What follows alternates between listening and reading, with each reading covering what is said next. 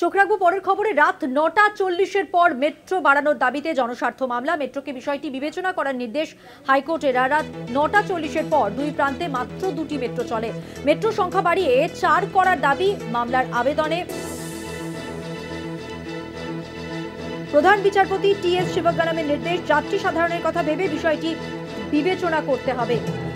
দক্ষিণেশ্বর থেকে কবি সুভাষ রাত ৯টা ৪০-এর পর মেট্রো সংখ্যা বাড়ানোর দাবিতে জনস্বার্থ মামলা। বিস্তারিত জানাবেন। আপনারা জানেন আমাদের সঙ্গে টেলিফোন লাইনে রয়েছেন আমাদের প্রতিনিধি পীযূষ কান্তি নাগ। পীযূষ দা, দক্ষিণেশ্বরের কবি থেকে কবি সুভাষ রাত ৯টা ৪০-এর পর মেট্রো সংখ্যা মাত্র 1 ঘন্টা অন্তর অন্তর একটি শেষ মেট্রো সংখ্যা হচ্ছে, যদি ধরা যায় তাহলে ৯টা ৪০-এর পর দুটি মেট্রো চলাচল করে। সেই আবেদনকারীর দাবি যে ৯টা ৪০-এর পর 1 ঘন্টার পর দুটি মেট্রো না চালিয়ে সে জায়গায় মেট্রো সংখ্যা বাড়িয়ে ৪ করা হোক।